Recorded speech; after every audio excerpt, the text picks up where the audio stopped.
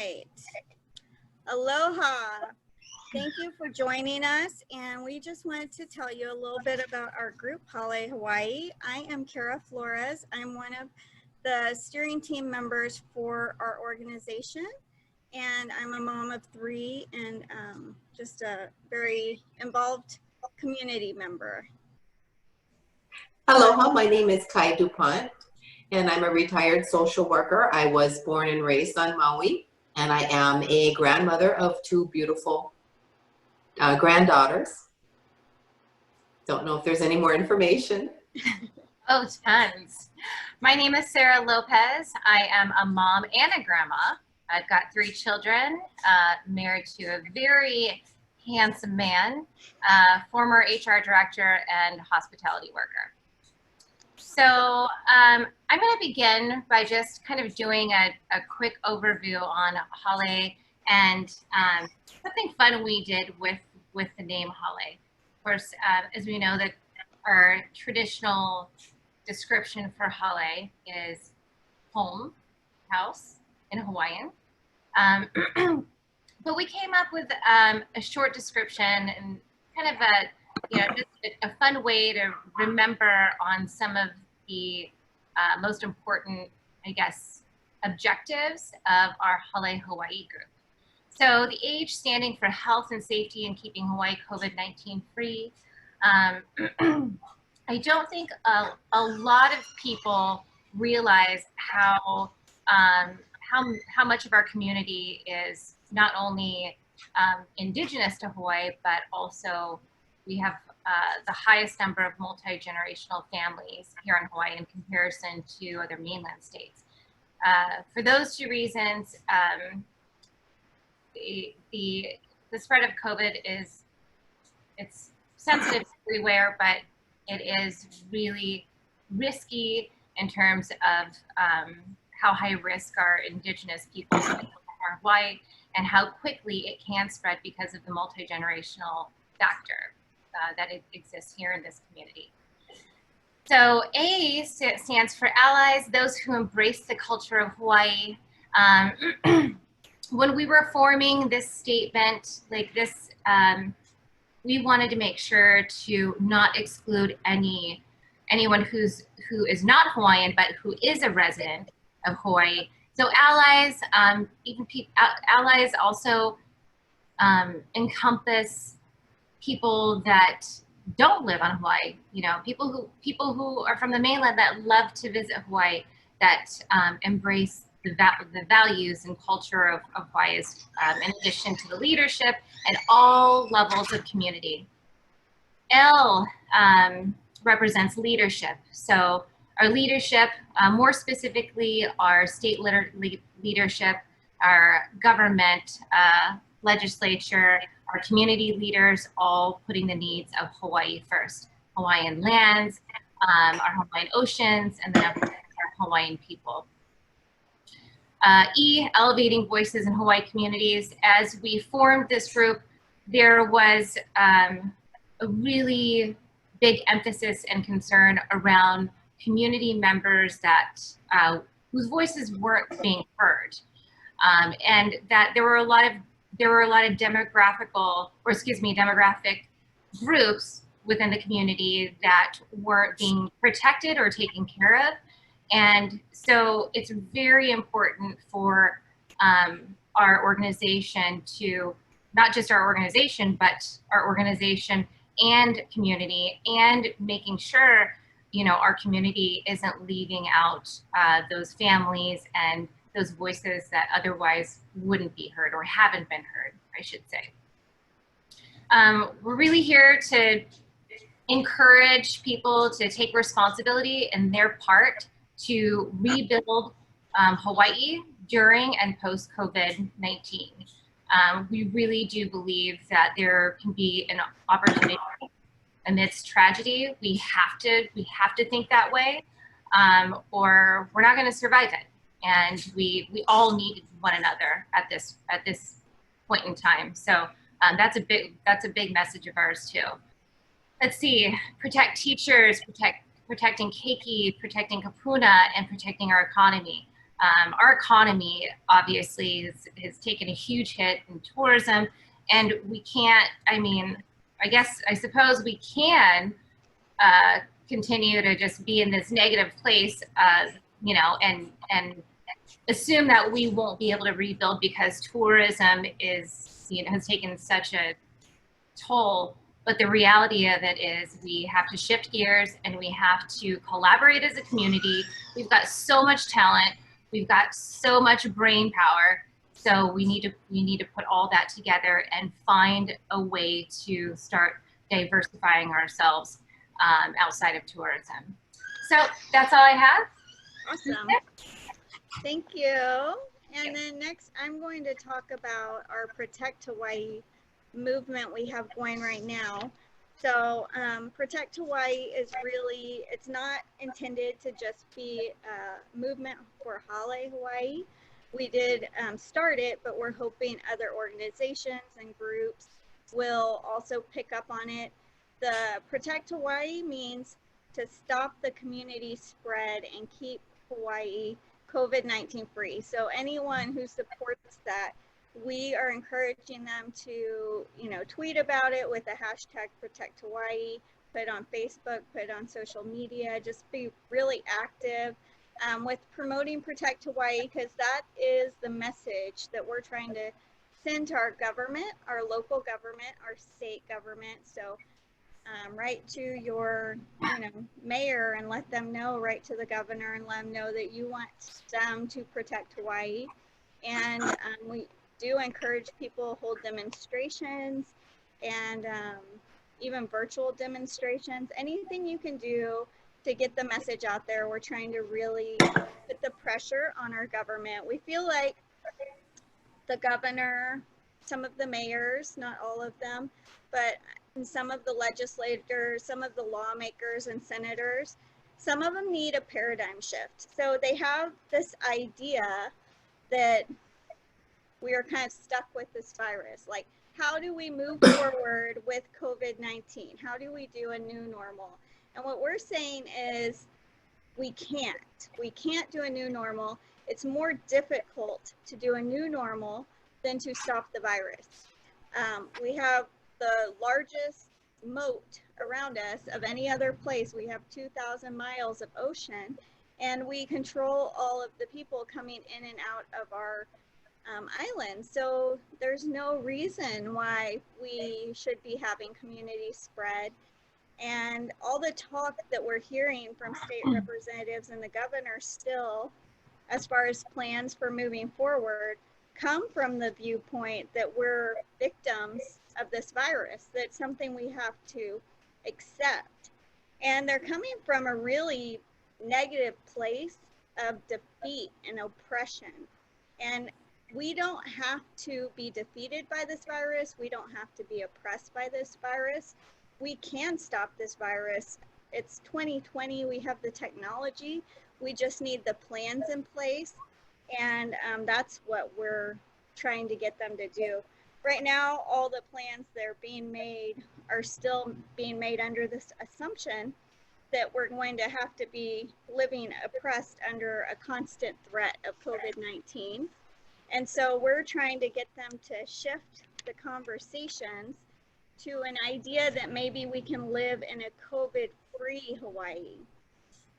And really, I mean, the more I hear, so I was in a meeting last night with teachers and doctors, and there's such a huge disconnect between people right now. And so we're trying to connect those conversations and help the people making policy hear the everyday people in Hawaii, because some of the conversations I've been hearing are insane. They're insane. It's how do we have school safely with the most contagious virus most of us have ever interacted with, that is deadly to some and highly disabling to others. It's a very serious threat to our community. How do we have school with that? How do we safely run school? Let's put up plexiglass walls. Let's have every kid in a mask. The teachers can wear goggles so they don't get in their eyes. You know, I have kids, and these are unrealistic expectations and solutions. when we could just have a more effective quarantine, stop the virus in its tracks, don't let it get into our community in the first place, and then we don't have to make millions of dollars and accommodations to have a false sense of security that kids are safe while there's a deadly virus spreading. This way of thinking that the government has right now, it will only not save us, but it will harm us, because it's just a matter of time. When we start having tens of thousands of people coming into the islands, it's a matter of time until we have a major outbreak, and people are going to die and people are going to get very hurt. So what we need right now is our leadership to be brave and do hard things and make these, what they may feel like right now is an impossible goal, but it's not, to get rid of community spread of COVID-19 in Hawaii. And that's what we're fighting for. We have hope that we can live in a Hawaii that is COVID-free, where we can roam about and go grocery shopping and have our kids play sports and have it be safe, where we're not feeling like, as a parent, we're putting our kids in danger anytime we let them do things that kids would normally do.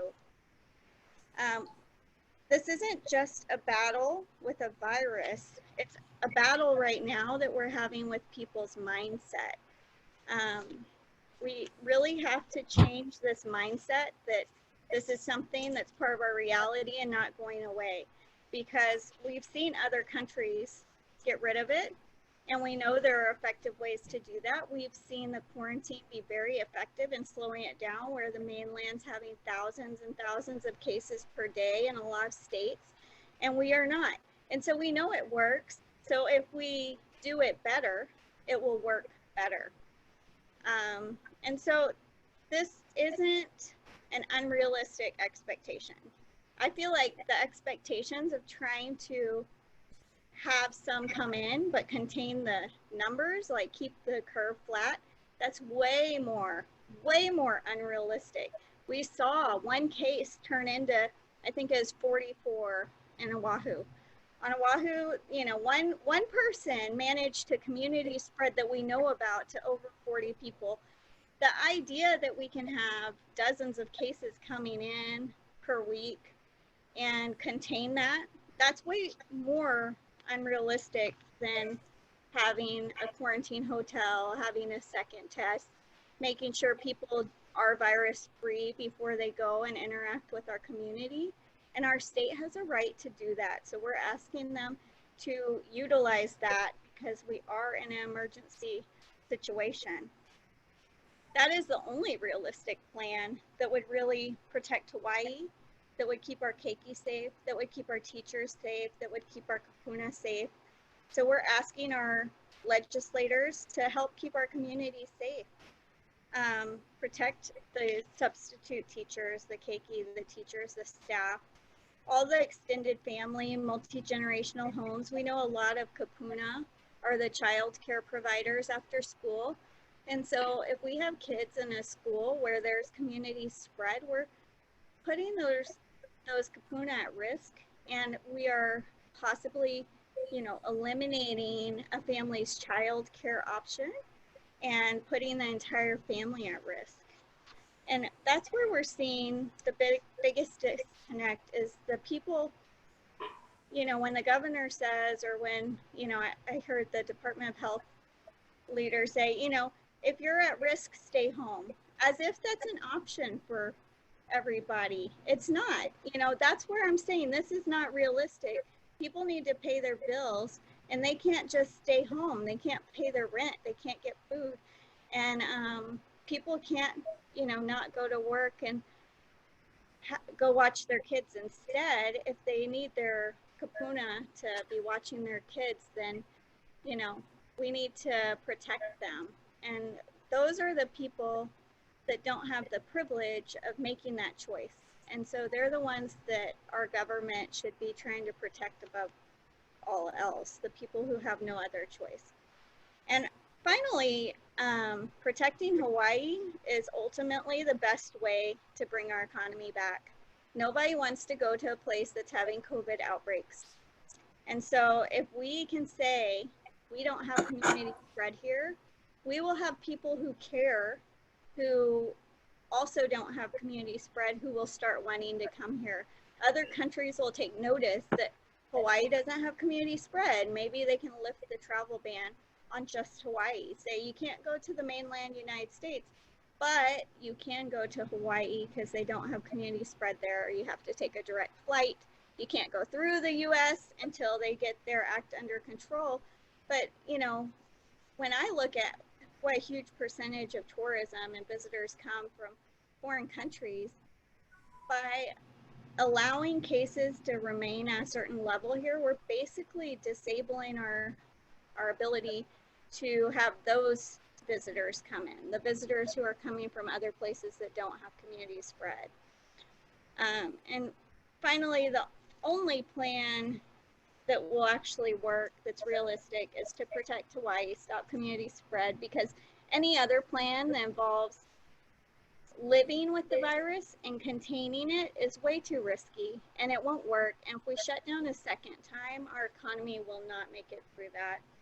So that's what Protect Hawaii is about, and we encourage you to go out, tell people about it, and spread the word to try to get this movement going and building, so our governor, our mayors will listen, our lawmakers will listen and say, we don't want you to flatten the curve. We want you to stop COVID-19 in its tracks and let us live in a community where we are not having community spread constantly. So now I'm going to let Kai take over, and she's going to talk about kind of Hawaii's past and our present and future. All right, thanks.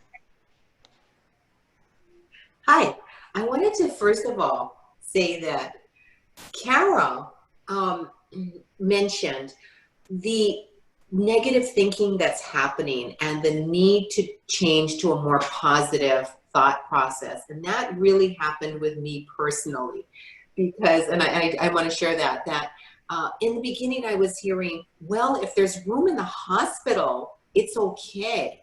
Well, the reality is that if I'm on my way in the ambulance, I'm not going to be saying, oh, yay, I'm so grateful there's room for me. The reality is that we are here, we have a moment in time. We have the opportunity to stop this before it gets to that point. And that's the exciting thing for me. And I'm grateful to Kara and Sarah for bringing me out of that negative mindset myself. So I want to thank you for that. I do want to talk a little bit about the history of Hawaii. You know, this is not our first rodeo. We have had disease brought here before, and people don't really know, and I am Native Hawaiian myself. The people don't really know how many Hawaiians were here prior to Western contact, but the estimates are between 25% to 8 out of 10 Hawaiians were killed, died because of diseases. These diseases did not only affect Hawaiians, they did affect other people who did not have immunities. Now we're all in this together. We're all part of an ohana. And I think that's the important thing. We want to prevent history from repeating itself. And we have the opportunity to do that. I think it's exciting that we have that opportunity. You know, I do remember childhood on Maui, and it wasn't, I mean, people are talking as if tourism, the end of tourism is the end of Maui, and it really isn't, because I grew up in a pretty cool Maui. We did not have much tourism. Kihei, I think there was the Maui Lu Hotel. So there was something in Kihei, not much.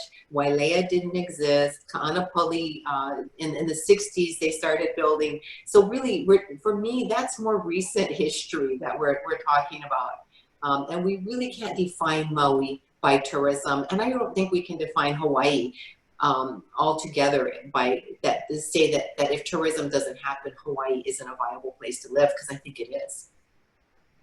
Awesome. That's what I wanted to say. Thank you. Awesome.